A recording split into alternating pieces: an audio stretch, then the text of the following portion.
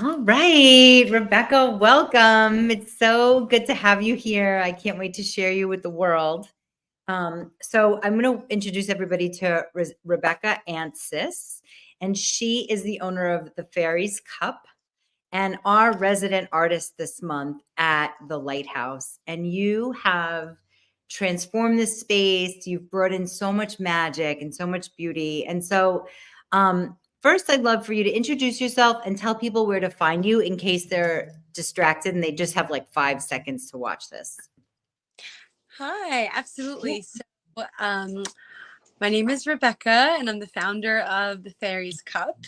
And you can find me online at my website, which is www.thefairiescup.com, or on Instagram, which is at the Fairies Cup. And you can also email me if you really are ambitious, and that is it's just fairiescup@gmail.com. Amazing. Amazing. So we met a while ago, and then I re-met you at a wellness event, and you had this over the top situation with beautiful things to touch, a selfie like lounging chair, and amazing elixirs that I wasn't feeling too well. And then I drank your immunity booster. I don't remember the name. It was blue in a gorgeous cup. And I was like, I want to do something with you. And then voila, here we are. So why don't you tell people how you got into elixirs and the world of fairy magic and all your magic?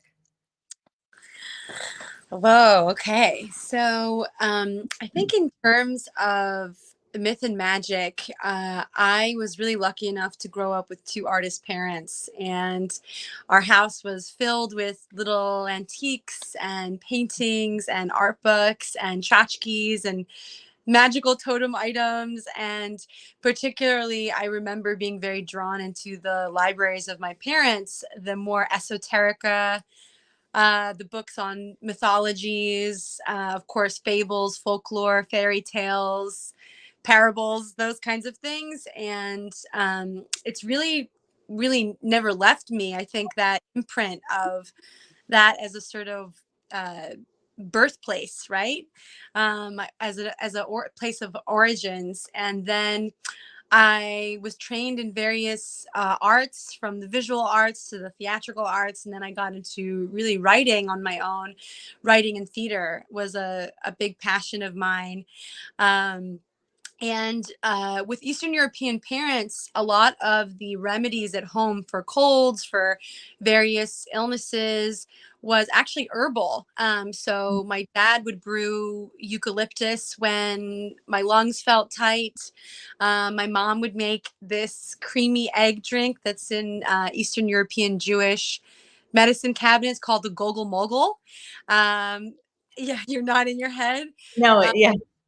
Yep, yep. And when I would have trouble sleeping, my dad or mom would give me a little tincture of valerian. So it kind of was like a sort of just a humble folk, almost peasant, right? Customs that they brought over from the old country. And then, I went to find out various things about my personal family history, such as my great grandmother. She was like the village folk healer. She had quite a kind of tragic upbringing, but she apprenticed with this Ukrainian kind of charms and folk healer. They would do spells and plants and various things. So I'd like to think that, some of that lineage is coursing through my veins in an intergenerational way. Um, and I really kind of went into full force into herbalism and foraging and things like that.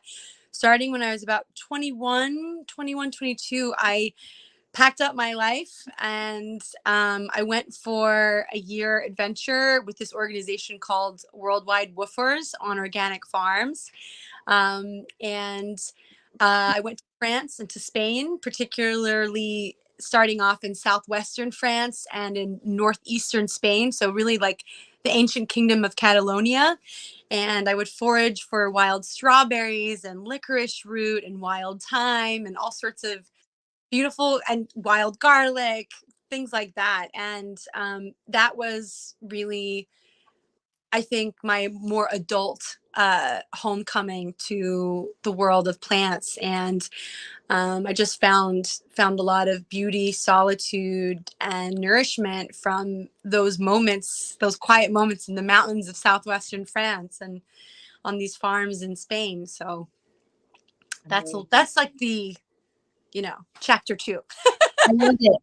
I love it. And, people are coming in here and they're like, ooh, what are these elixirs? Like and people are fascinated. And someone actually got one today. I think it was the Fantasia one. I know, so exciting. I'm just telling you live here right now.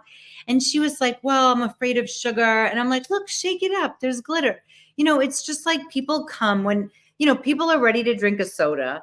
And then there's something healthy. All of a sudden there's like, wait, I'm not sure. It's like, okay. So what would you say to somebody brand new to elixirs? Maybe somebody who's having a dry January or is like, I'm in your lighthouse and there's no alcohol here, but it's a nighttime event. Like what should I get or what's in it? What am I going to feel?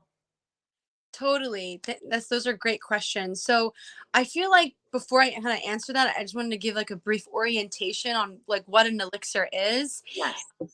And it really kind of depends on what your intention is for the beverage you're imbibing, right?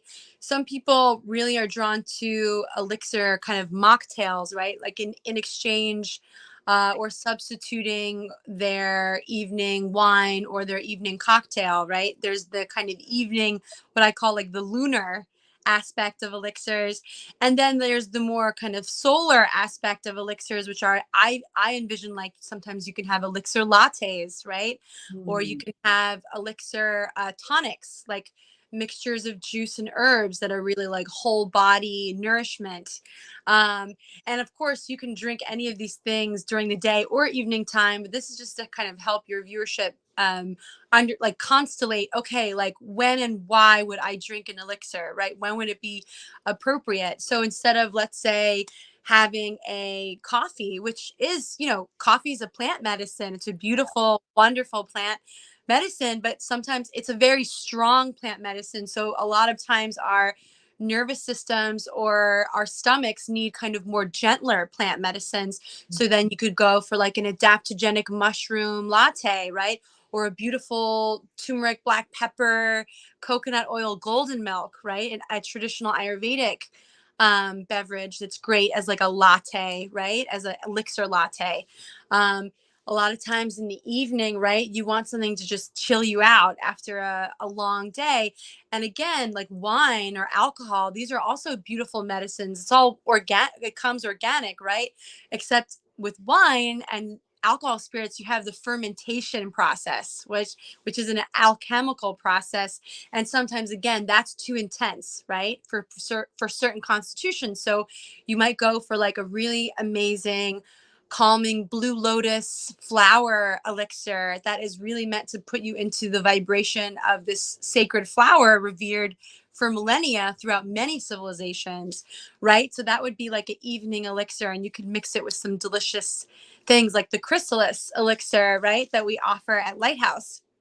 So that's kind of like a whole kind of 24-hour around the clock roundabout of like the journey through elixirs throughout your day. Amazing. Yeah, reminding me the one that I had, we had a really long weekend. It was grand opening weekend and so much was going on. And I just started sipping at this, it's the name, I don't remember the name, but it was a turmeric beverage. Ah, And I just kept sipping at it and it just felt like, it's hard to describe. It just feels effervescent, like, oh, I'm doing something good for my body instead of trying to push it along through the night. right. Like I love that elixir. It's called Gloriosa. And it's really all about like bringing in glory into the body, right? Through I love these that. bringing in sunshine into the body through turmeric. And it's, turmeric, ginger. These are the actual roots that, I shave off and I cut and decoct. And it takes a long time. Like I really try to extract like the full amazingness of those root medicines. Plus, I do a mango puree with fenugreek, pepper, and tulsi, right? Fenugreek for added minerality and nutrition, and then the Tulsi as your adaptogenic ally, so really helping the stress and the cold immunity response. And so it's really like, I'm bringing in like, woo, solar sun energy into the body. And I love that you mentioned that I feel like what are one of the amazing byproducts of connecting with the world of elixirs is like fine tuning your perception, your both internal perception and external perception, like fine tuning, like, because wine, right, or alcohol can kind of be like a sledgehammer to your system. It's like, relax, right? Whereas elixirs can kind of be like, ooh, relax, right?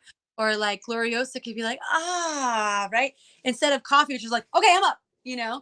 It's really just like kind of about that beautiful spectrum of sensation and connecting to your own ability to appreciate the subtleties of existence, right? Beautiful. I think, yeah, I always like to, I listen when people have concerns and worries. They're like, what am I going to feel? Am I like, you're not going to trip out. It's not mushrooms that are, they're not the funny mushrooms. They're not even funny. I don't know what the right word is, but you're going to be here. You just might be relaxed, as in if you drink something that is gentle to your system. Right, And right. depending on which one, some of them are not, they're not all relaxants. Right.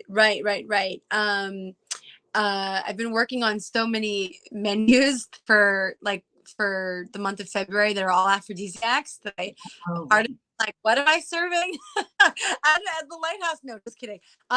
No, for instance, I know that we have Fantasia, the Chrysalis, Gloriosa, the Druid's Keep, and Secrets of the Black Madonna. So I would say like all of them are pretty gentle overall. The Druid's Keep is the only one that has a little bit of I would say stimulation because of just of the ginger and the cinnamon. Mm. But all of them are very gentle. There's no like, heroic herbal medicine elixirs happening there. Um, and that was done purposefully because I really like, if I'm going to be giving like a stimulating elixir, I like to actually be there with the person and check them out. I'm like, what's the intention, behind this person wanting this stimulating elixir, right? Is it because they just want to go up, right? And if so, I might maybe help them move towards like a balancing elixir, right? Depending on what their energy makeup is and their constitution, right? Someone that feels like really maybe down or sleepy or just like maybe already subdued, I wouldn't give them a relaxing elixir. I would give them maybe a more balancing or a stimulating one, right? It's all about energetics and really feeling into those again more like the subtle body, the energetic body, the emotional body, all of that. And you just reminded me how brilliant it was. I didn't order my elixir from you. You were like, here. So it's like you're not just serving up drinks. You really tune in and see and ask questions to people to help them, because I imagine, looking at all of them and not knowing what's good for me, and so really asking these questions, it's like you're curating each person's experience about what's next for them. Like you handed me this turmeric and I was like, oh yeah, feels totally right. But I don't know if I definitely wouldn't have known. Uh, it's nice to get that. So yeah, part of your presence in being here is to help people and not to help people see where they're at. Like even that is such a gift. Thank you. Yeah. I'm I I also thank you for saying that. I also do feel like everyone has a lot of agency. Like they know. I think if you do take that moment, just like that brief millisecond to tune in, how Mhm. am I truly feeling right now, right? I think people know. They totally know already. So it's really like more about just tuning in with them, reflecting back like their own present situation. Yeah. Yeah, that's what I've heard you doing with people. And it's so nice because, I'm comparing it to alcohol, but you go up, you order your drink, thank you, you tip, you leave. But you're like having a moment with people so they can really have a moment with themselves. And it's special. you know, that's why you're here. You're in it's a special place. And never mind all of this beauty that you show up with, and the installations you make are like just mind blowing. Everyone who walks in is like, it's like we're in a portal of some other. So how did you get into, I mean, I know you mentioned growing up, you had all these like tchotchkes and glass and antiques around, but I'm just going to take everybody on a little tour. Why not? We're going to be a little jumpy on the camera, but just all these precious items and clothing. And all of this stuff will be here. If you don't get here by the end of January, you can always be in touch with Rebecca, and she'll tell you where her latest and next events are going to be. So cool. Wait, you didn't even get the biggest. This isn't doing it justice, but it's just like, if you haven't been in here, it's an ice cream shop. You know, none of this stuff exists. And there's like layers. You could go deep into the anyway, it's really, really special. But yeah, anything you want to say about upcoming events? We have an elixir event with you, an aphrodisiac elixir event this Sunday, depending on when anybody's watching this, but I'll put up the links for that. Amazing. Yeah, I dare say it's my favorite potions event because we just get real whimsical and lighthearted with it. Everybody loves aphrodisiacs. And, you know, for me, the energetic imprint of the Fairies Cup is what I call Venusian. So really devoted to love and beauty and community. So to me, the aphrodisiacs is really like a central focus to my brand. And I love teaching this class. I'm so excited. Potions, the last potions class we taught at Lighthouse was just like perfect, absolutely perfect. It was an introduction to the world of mocktails, and so this is going to be slightly more of a deep dive. I really just want to give folks the tools, every little bit of knowledge that I have in this realm, and distill it into about hour and a half, 2 hours, and in a fun, digestible way. And of course, the little theatrical flair, because why not? Like, why not, right? Yeah, look at us. We love that. Right. Yeah. And so tomorrow we have a beautiful, I only have, let's see, 4 events left in this art residency with the Lighthouse that I'm so grateful for. Nice. Tomorrow is a beautiful divine feminine Kabbalistic take on the Festival of Trees in the Jewish sacred calendar. It's called Tu B'Shvat. So that's happening tomorrow with a very dear friend of mine. She's a rabbi in Long Island, but she's very deep for many years on the Kabbalistic path. So that's going to happen tomorrow, and I'm going to make a special rooibos elixir for that event. And then Saturday we have another friend of mine, Alexandria Gabriel, and she is a priestess on the 13 Moons Mystery Path, and she's really going to be sharing her download and her training of the priestess path. And we're going to be doing a immersive what's called a temple, right? So in a temple initiation onto the path of the priestess. It's open to all genders as well. And I'm really excited for that. So that's Saturday afternoon. And then Saturday evening, we, back by popular demand, is Caridad, our beautiful ballet dance goddess. She'll be teaching a workshop, and then she will be doing her a performance. And she does a real melange of ballet dance formats, from shabby to tribal to more classic cabaret belly dance. She's really a very talented, multidimensional performer.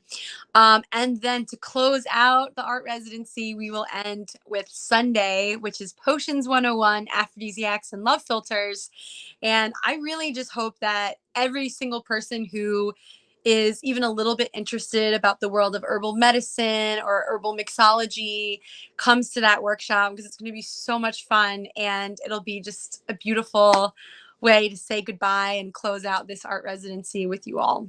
Amazing. And then if anybody has any questions or inquiries about how you can work with Rebecca and because she does events and parties and all kinds of things. And also, she's just a vast amount of knowledge on food and beverage and how to set things up, and just really special fairy magic about setting up spaces. So that's something that you're amazing at. And then hopefully moving forward, we'll still have your elixirs, but not your presence for the future. So, but it's better to come when you're here. Like if you're around Rockaway or New York City, this is the weekend. There's lots of goodies going on. There's something for everyone. And yeah, and then if you want to just give your website again, and then we'll wrap it up. And I'm thanking you so much. You have a beautiful little daughter that I'm taking you away from to share your goodies, but that's okay. You're a busy mom. Oh, thank you, Shane. Yes. So if you want to get in contact with me, the absolute quickest way is going to be Instagram. So you can find me at the Fairies Cup.